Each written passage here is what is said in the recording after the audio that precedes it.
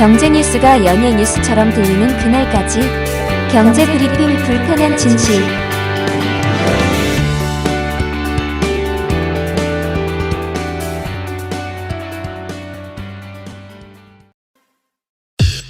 EPD의 픽. 벌써 6월 하순. 이제 곧 휴가철이잖아요. 다들 휴가 계획 세우셨나요? 개인적으로 저는 옵션이 거의 없습니다. 애들 방학 때 말고는 휴가를 갈 수가 없거든요. 그렇죠. 대부분 그렇죠. 그런데 이번 휴가 계획, 이 방학 때 맞춰서 세워야 되는데 이게 쉽지 않다라는 분들이 많죠. 왜냐? 갈수록 얇아지는 주머니 탓에 이거 휴가 갔다간 거덜난다. 아예 휴가를 미루거나 포기하시는 분들도 있더라고요. 그리고 또 가시는 분들도 물어보면요. 국내 여행보다는 해외여행 가겠다. 이런 분들이 많잖아요.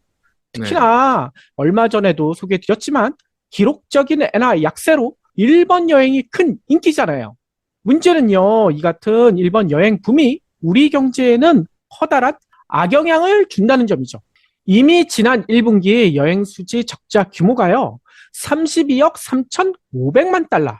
이게요, 2019년 3분기 이후 가장 컸다고 합니다. 2분기 아직 자료가 나오진 않았지만 본격적인 휴가철 3분기까지 여행 수지 적자 규모가 역대급을 기록할 것이다. 이런 전망 거의 맞지 않을까요? 물론 이런 사태 정부가 손 놓고 있는 것은 아니죠. 근로자 휴가 지원 사업, 숙박 세일 페스타 이런 행사를 통해서 국내 여행을 떠나라. 그러면 각종 쿠폰 나눠줄게. 이런 대책들을 내놓고 있다고 합니다. 하지만요, 예전에도 저희가 한번 얘기 드렸잖아요. 주변에 이거 이용했다는 사람 보신 적 있으신가요? 없습니다. 맞습니다. 아마 거의 없을 거예요. 이 홍보 부족, 이것도 문제지만요. 정작 할인을 받아도 이게 싸진 거야. 크게 저렴하지 않다는 거죠. 그리고 장담하건대 문체부 직원들도 안 하고 있을걸요? 아마 그럴 가능성이 높아요. 실제로 이런 예가 있다는 거예요. 이 숙박 세일 페스타 같은 경우 지난 3월 29일이었거든요. 윤석열 대통령 주재로 열린 비상경제민생회의, 여기서 발표한 내수 활성화 대책으로 시작됐다고 합니다. 이 대통령 지시였으니 무려 100만 장의 쿠폰을 발행할 예정이다. 이렇게 발표를 했거든요. 그래서 여기 들어가는 예산, 물론 쿠폰만은 아니긴 하지만 전체 예산 규모가 무려 600억 원. 아무튼요, 이렇게 발행되는 쿠폰을 받게 되면 어떻게 되느냐? 전국 호텔과 콘도, 모텔, 그리고 농어촌 민박, 이런 국내에 등록된 숙박시설을 이용할 경우 5만 원이 넘는 숙박 상품을 구매할 때 3만 원을 할인해 주겠다. 이랬다는 거예요. 네. 5만 원짜리 방이라면 3만 원 할인 쿠폰 써서 2만 원에 이용할 수 있다. 이런 얘기죠. 이 정도면 국내 여행 떠날 만도 한데? 라고 생각하실 수도 있겠죠. 그런데 문제는요, 이 할인 쿠폰만 믿었다가 낭패를 보는 경우가 많다는 거예요. 도대체 그 이유가 뭘까요?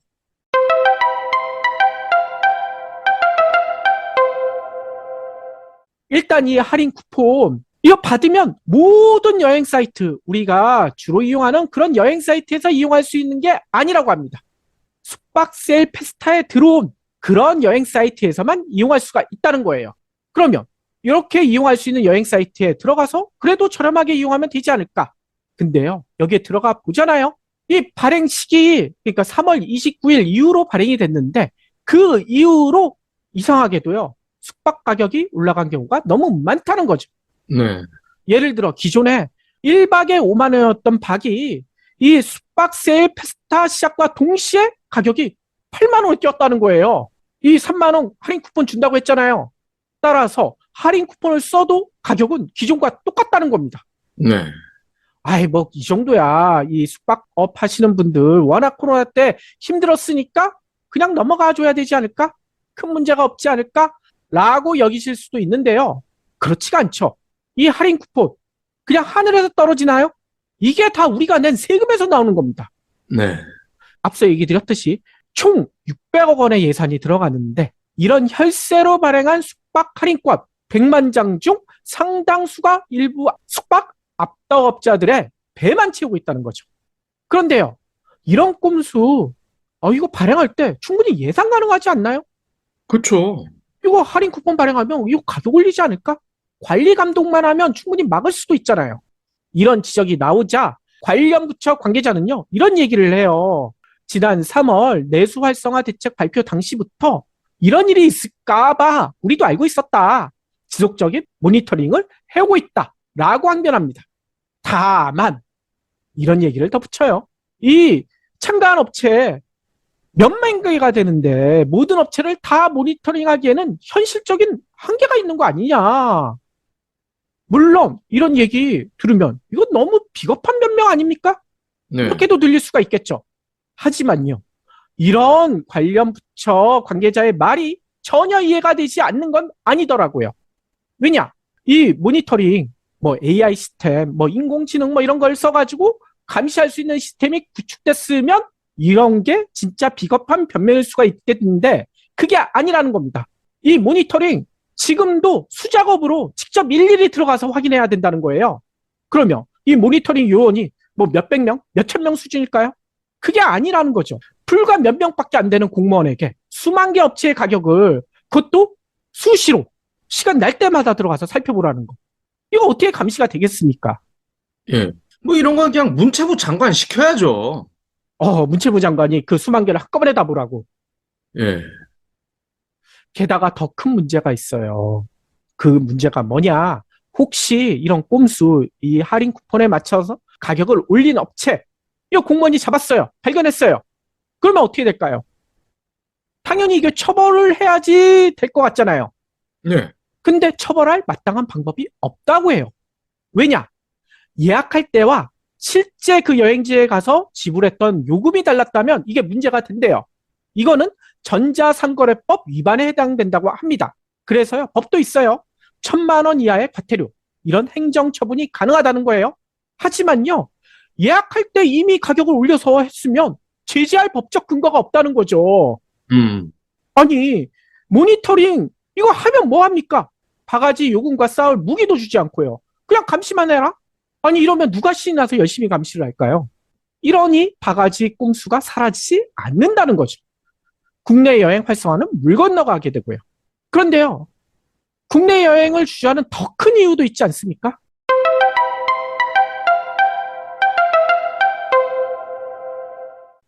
더 큰 문제 중에 하나는요, 이거 다들 아실 거예요. 애누리 받아서 과자 세 봉지에 7만 원. 이거 다들 아시는 얘기잖아요. 최근 KBS의 1박 2일 예능 프로그램, 여기에 김종민 씨 등이 출연하잖아요. 지역 경제 살리겠다, 국내 여행 활성화시키겠다라는 취지에서 진행되는 방송이잖아요.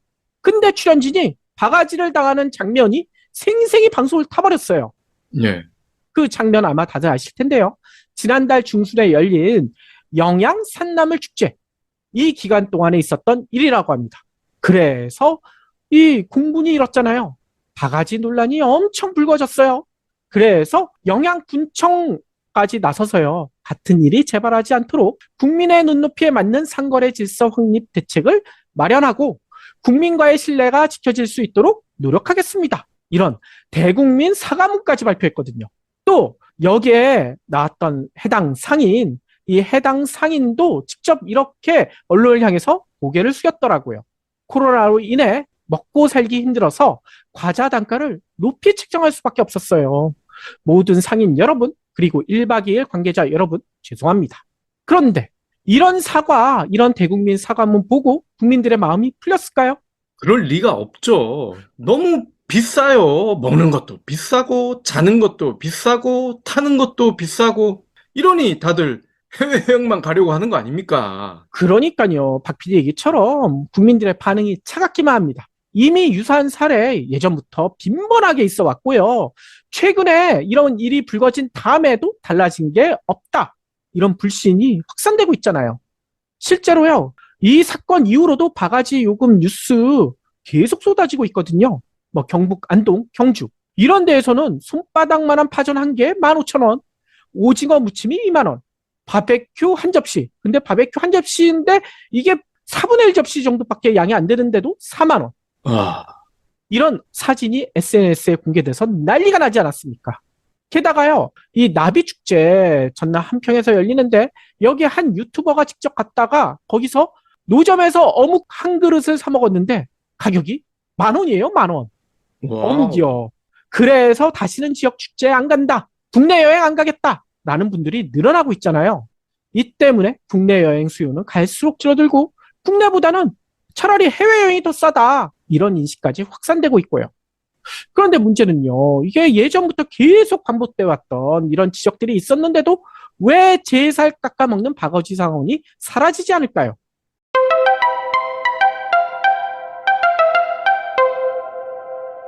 시스템적인 문제가 있는 거군요. 그렇죠. 크게 세 가지를 살펴봐야 될 것 같아요. 그 첫 번째는 뭐냐? 지역 축제 운영 방식에 문제가 있다. 이런 지적이 있거든요. 이 지역 축제 당연히 지자체에서 주관하고 주최하는 것으로 보통 알고 계실 텐데 그게 아니라고 합니다. 뭐 전부는 아니지만 대부분의 지역 축제가요.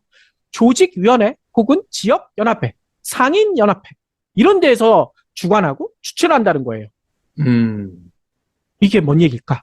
쉽게 말해 해당 지역 내 영향력 있는 소위 빽 있는 사람들로 구성된 단체에서 이 지역 축제를 주관한다는 거예요. 근데 이들의 입김이 우리가 생각하는 것보다 훨씬 세다고 합니다. 왜냐? 시장이나 군수 갈아치울 수 있는 이 표 파워가 있거든요. 표를 가지고 있거든요. 따라서 시장이나 군수가 이 지역 상인들에게, 이 연합회에게 함부로 얘기를 못 한다는 거예요. 입김에 휘둘릴 수밖에 없다는 거죠. 그래서 바가지 요금 민원이 세도에도 이 지자체에서는 못 본 척 한다는 겁니다.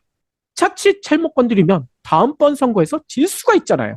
아이고, 이게 아프리카도 아니고 아직도 이런 식으로 표를 모을 수가 있다고요? 그러니까요. 이런 일들이 있기 때문에 이런 말도 안 되는 짓거리가 반복되고 있다는 거죠. 그리고 두 번째는 전문 장사꾼 문제. 이 축제장 바가지 요금에는 행사장만 찾아다니는 장사를 하는 소위 전문 장사꾼이라고 불리는 외부 상인들이 있거든요. 뭐 지역 축제라고 해서 그 지역의 상인들이 참가하는 게 아니라 외부에서 오는 상인들이 그렇게 많다고 합니다. 앞서 김종민 씨도 크게 놀라게 만든 한 봉지에 7만 원짜리 과자도 외부 상인이 판 것으로 알려지고 있어요. 그래서 이런 상인들에 대한 비난이 지금 쏟아지고 있거든요. 얘네들이 한철 장사하기 때문에 이 본전 다 뽑아 먹으려고 너무 비싸게 파는 거 아니냐라는 지적이 나올 수밖에 없다는 거죠. 물론 그런 이유도 없지 않아 있어요. 하지만요, 더 구조적인 시스템적인 문제도 있다고 합니다. 그게 뭐냐? 바로 자릿세. 이 외부 상인들이 와서 지역 축제에서 장사를 한다고 했잖아요. 근데 그 장사 그냥 하는 게 아니죠. 지역 축제에서 장사를 하려면 자릿세를 내야 된다고 해요. 아하. 이 자릿세를 받는다는 거예요. 여기까지는 그럴 수도 있다. 그런데 문제는요, 일반적으로 이 자릿세가 보통 하루에 5만 원꼴이라고 하더라고요.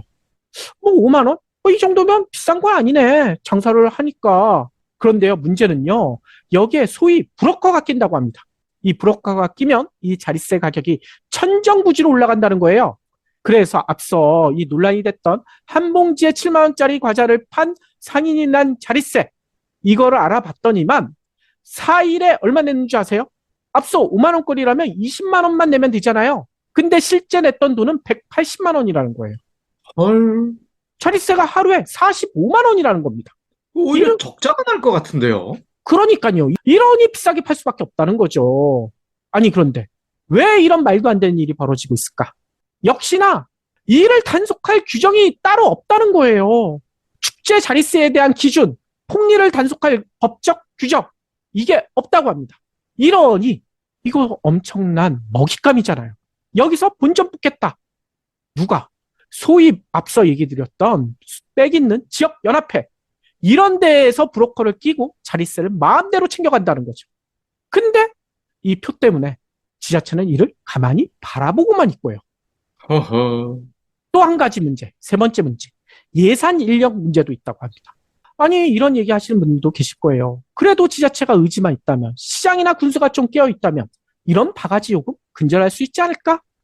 물론 가능할 수도 있습니다. 일부 지자체는 그렇게 하고 있어요. 하지만 대부분의 지자체, 이게 힘들다고 하소연을 해요. 왜냐? 예산이 너무 부족해요. 뿐만 아니라 인력도 발목을 잡는다고 해요. 아니, 예산까지는 좀 이해하겠는데 인력 문제가 뭘까? 이 상황에 대해서는요, 예전에 경불진에서도 얘기 드렸던 이 유명하신 분이 있죠. 충주맨. 예. 이 김도연 대표와 함께 저희가 알아봤었잖아요. 이 충주맨으로 유명한 충주시 홍보 담당관 김선태 주무관이 얼마 전 JTBC 뉴스룸 뒤에 출연해서 설명하시더라고요. 여러 가지 얘기를 하셨는데 이 얘기를 하십니다. 지역 대형 축제가 있으면요, 그거를 담당하는 공무원을 배정해야 되잖아요. 보통 대형 축제니까 적어도 10명, 20명 이 정도 배정할 것 같은데 일반적으로 공무원 한 명한테 이걸 맡으라고 한다고 합니다. 이 한 명이 수많은 상인뿐만 아니라 거기에 몰리는 관광객, 이거를 다 관리, 감독하고 케어한다는 거예요. 이게 가능이나 할까요? 이것도 군수가 담당해야 됩니다. 군수가. 아, 군수가 직접. 진짜 예, 그렇게 해야 될 것 같아요. 낮에 골프 치지 말고, 룸사롱 가서 술 먹지 말고, 지역 축제나 담당하세요. 그러니까요. 그런데 문제가 여기서 끝나지 않아요. 뭐냐면요, 이 해당 공무원, 그러면 지역 축제 담당으로 그 일만 할까? 그게 아니라고 합니다. 이 축제가 사시사철 1년 내내 열리는 게 아니잖아요. 일정 기간 내만 열리잖아요. 따라서 이 지역 축제 담당 공무원은요, 원래 하던 업무가 따로 있다는 거예요. 그러면 지역 축제 기간에는 그 업무를 안 하느냐? 그게 아니라는 거죠. 해당 업무는 해당 업무대로 처리하고 나머지 시간에 지역축제 관련 일을 추가로 해야 된다는 겁니다. 이게 가능하겠습니까? 예. 그러니 관리가 부실할 수밖에 없다는 얘기인 거죠. 따라서 국내 여행을 활성화하기 위해서 이 지역축제 바가지 요금, 해수욕장 바가지 요금 이런 거 근절하기 위해서라도 담당 공무원 정확히 두고 더 늘려야 될 것 같아요. 특히나 이 정부가 지금 부산 엑스포 유치에 목을 메고 있잖아요. 윤석열 대통령까지 가가지고 PT까지 했다면서요. 근데 바가지 요금 이런 얘기가 해외까지 알려지게 되면 부산 엑스포 유치 가능하겠습니까? 이거 발목 잡을 수도 있잖아요. 네. 그런데 윤석열 정부는 그동안에 꾸준하게 추진해왔던 정책이 있죠. 공무원 숫자가 너무 많다. 놀고 있는 공무원들이 있다. 이거 줄이려고 하고 있잖아요. 그러면 바가지 요금 감독은 누가 합니까? 대통령이 하려고 그러나요?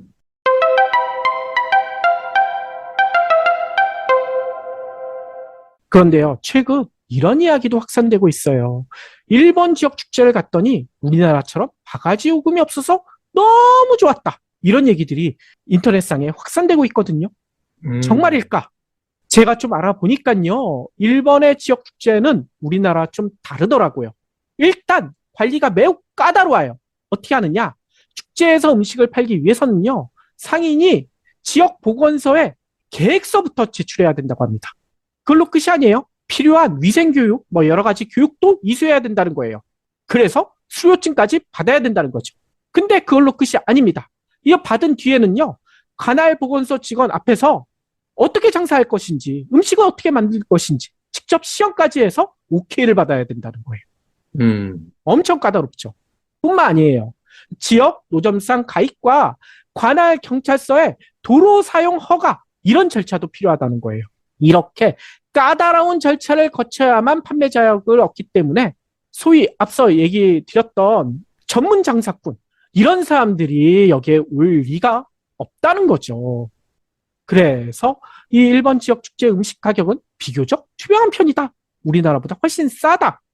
실제로 일본 지역 축제에 갔다 오신 분들 가격표 이런 사진 SNS에 많이 남겨놓으셨는데 대부분이 10,000원 이하예요. 그래서 일본 지역 축제를 맛보기 위해 일본 여행을 떠난 우리 국민들도 늘어나고 있다고 합니다. 근데 이 이야기, 우리 국민들이 우리 축제는 외면하고 남의 나라 축제를 즐긴다. 너무 씁쓸하지 않나요? 그쵸. 전문 장사꾼들도 관광객이 찾아와야 전문이든 비전문이든 할 거 아닙니까? 이러다 보니 그러면 어떻게 해야 되느냐?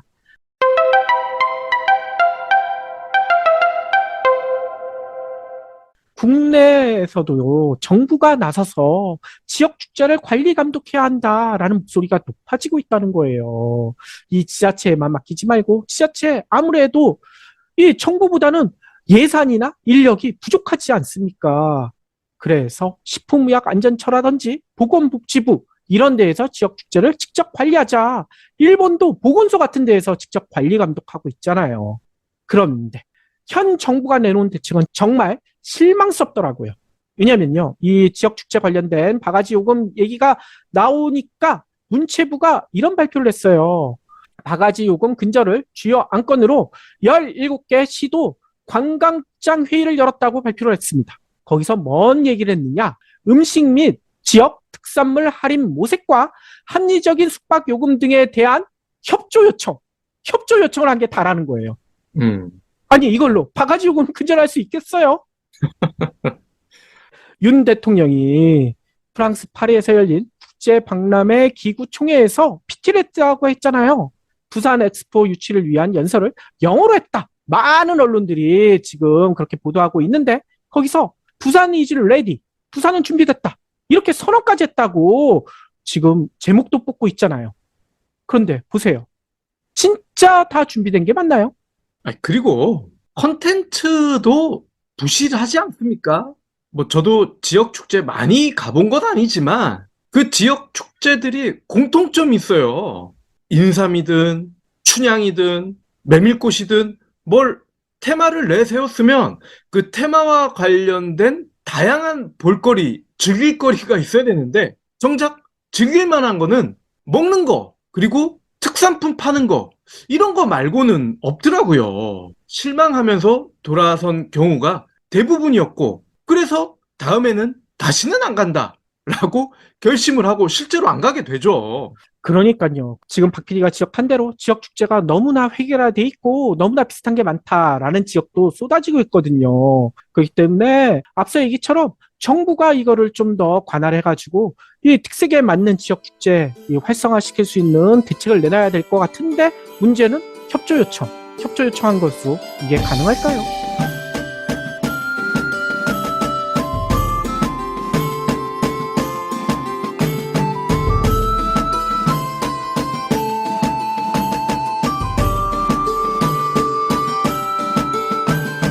경불진 완주해 주셔서 감사합니다. 하트 투척, 댓글 남기기, 링크 공유, 계좌 후원 등 경불진 2PD에게 힘을 보태주세요. 더 좋은 내용으로 보답하겠습니다.